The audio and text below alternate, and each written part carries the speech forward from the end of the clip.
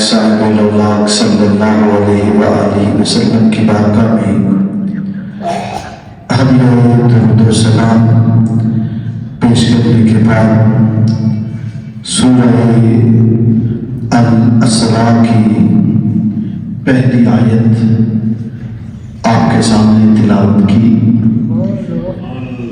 اس کے اندر اللہ رب العزت نے حضور صلی اللہ علیہ وآلہ وسلم کے معراج پاک کا معجزہ معراج کا ذکر فرمایا ہے۔ آیت کریمہ کا ترجمہ سماعت فرمائیں۔ اللہ کریم ارشاد فرماتے ہیں، پاک ہے وہ ذات جو ایک رات اپنے بندے کو مسجد حرام سے مسجد اقصیٰ تک، جس کے گردا گرد ہم نے برکتیں رکھی ہیں، لے گیا۔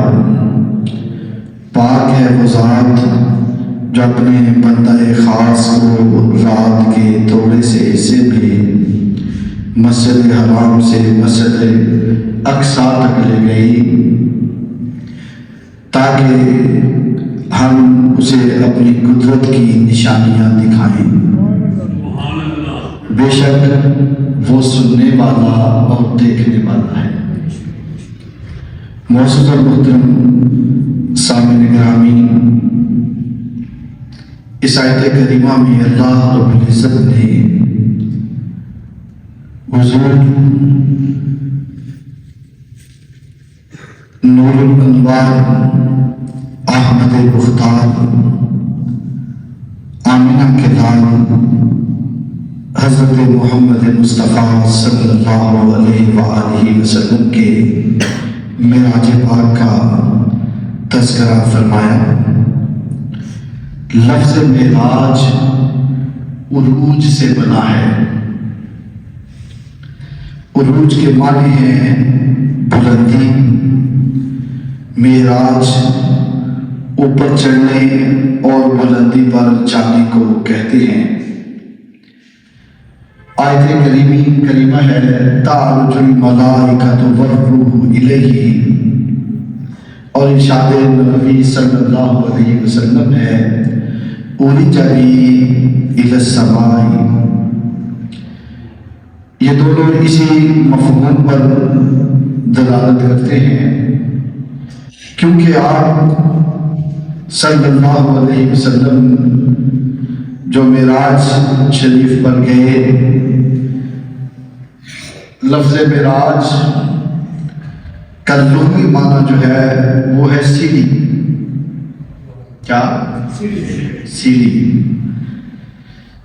صاحب قاموس نے لکھا، المعراج والسلم، معراج سیڑھی کو کہتے ہیں کیونکہ آپ ایک نورانی سیڑھی کے ذریعے بلندی پر تشریف لے گئے، تو آسمانوں پر تشریف لے گئے، اس لیے آپ کی اس عروجی سیر کو معراج کہا جاتا ہے۔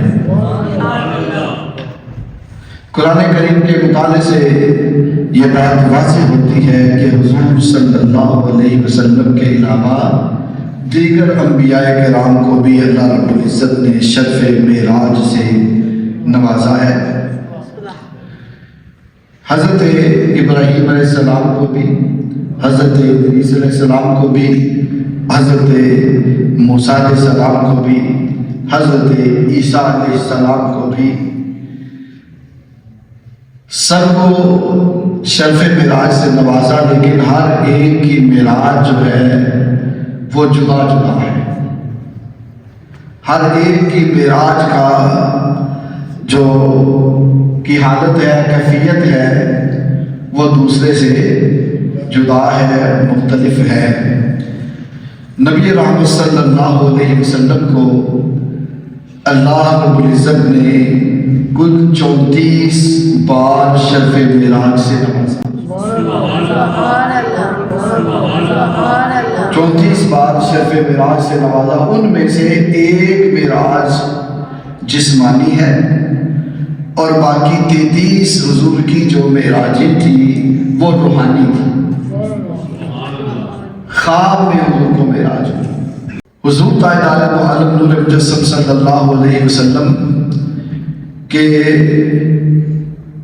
جو جسمانی معراج ہے وہ اس مہینے کی 27ویں رات، رجب المرجب کی 27ویں رات کو حضور صلی اللہ علیہ وسلم کو اللہ رب العزت نے جسمانی معراج سے شرف یاب فرمایا. کیفیت کیا تھی؟ اس وقت نبوت کا 12واں سال تھا اور یہ سال طالب اور مطلوب کے وصال کا سال تھا. آپ کی عمر مبارک 51 برس 4 ماہ 14 دن تھی. افق عالم پر دھواں دار بادل چھائے ہوئے تھے، بادل گرج رہے تھے، رات کڑک رہی تھی، بجلی چمک رہی تھی، اندھیرا تھا ہر طرف.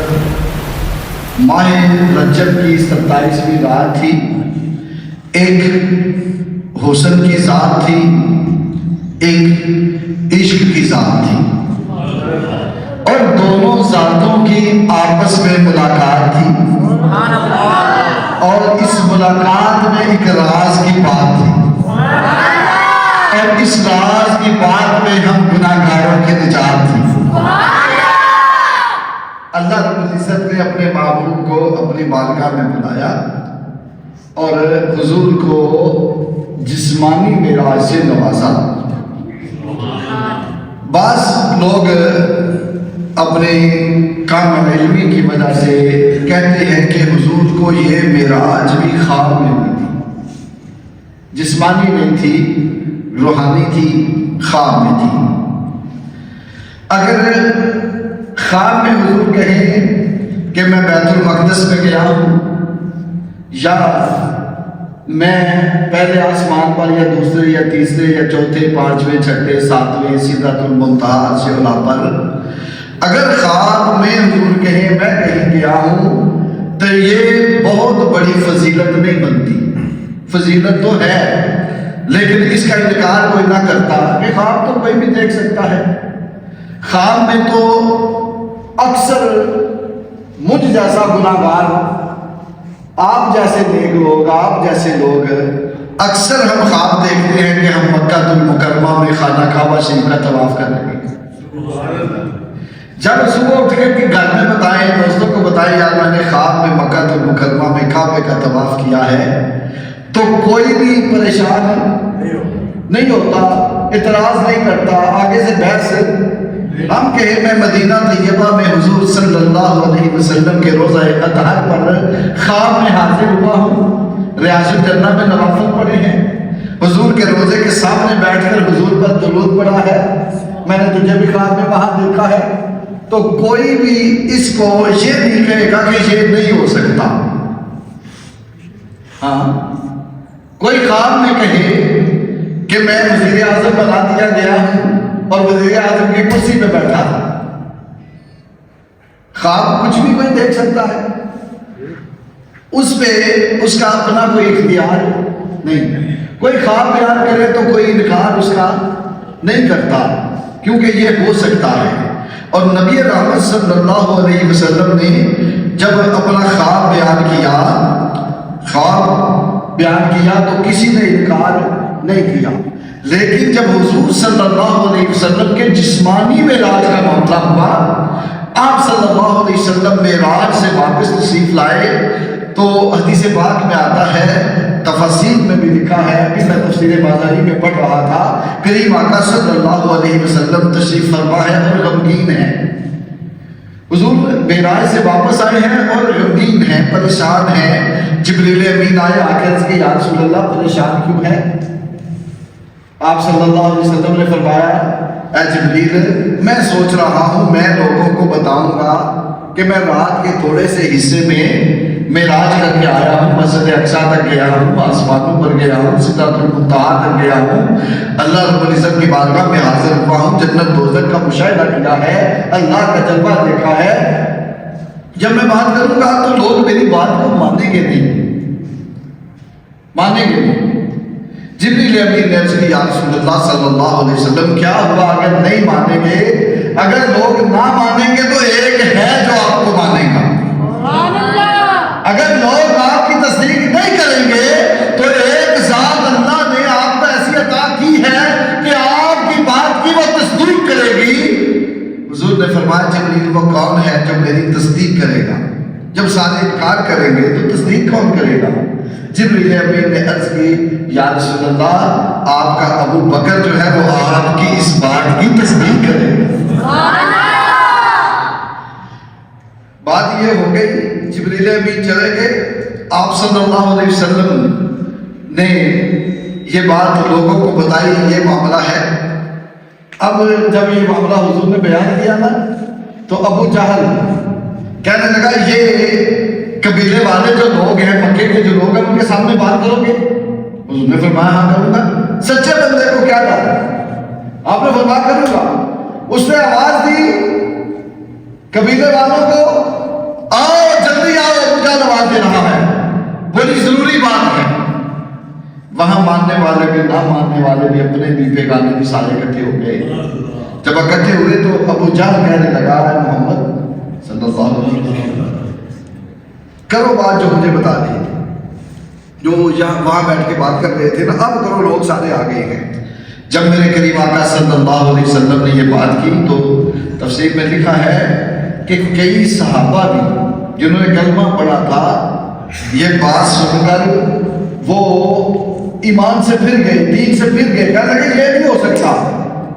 کافر تو پہلے منکر تھے نا، کافر پہلے ہی نہیں مانتے تھے۔ کئی صحابہ بھی یہ بات جو نئے نئے مسلمان ہوئے تھے دوبارہ کافر ہو گئے۔ اب یہ بات ہوئی، سیدنا صدیق اکبر رضی اللہ تعالیٰ عنہ وہاں موجود نہیں تھے، کچھ نے مان لیا کچھ نے نہ مانا، اور کافر سارے کے سارے منکر ہو گئے۔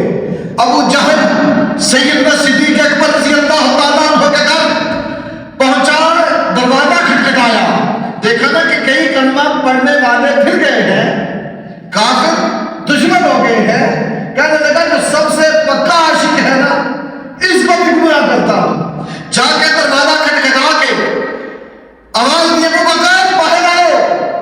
سیدنا صدیق اکبر اپنے گھر کے دروازے سے باہر تشریف لائے، فرمانے لگے ہاں کیا بات ہے؟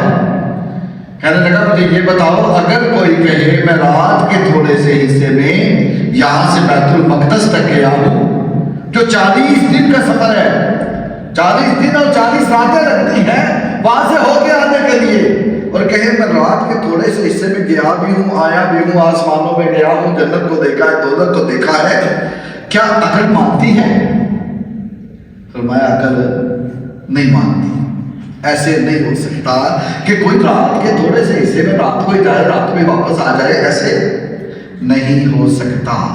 جب آپ نے فرمایا نہیں ہو سکتا تو اس نے کہا موقع ہے، اب بات کرتا ہوں، اب ان کو گمراہ کرتا ہوں۔ کہنے لگا وہ جس محمد کا کلمہ پڑھتا ہے نا وہ کہتا ہے کہ میں رات کے تھوڑے سے حصے میں گیا بھی ہوں آیا بھی ہوں۔ آپ نے فرمایا اچھا یہ بات میرے حضور نے کی ہے؟ میرے آقا نے کی ہے؟ کہنے لگا ہاں۔ آپ نے فرمایا تو پھر سن، اگر میرے آقا نے یہ بات کی ہے تو میں اس کی تصدیق کرتا ہوں، میرے حضور سچ بولتے ہیں۔ تو یہ بات کرتا ہے نا کہ حضور فرماتے ہیں میں گیا بھی ہوں آیا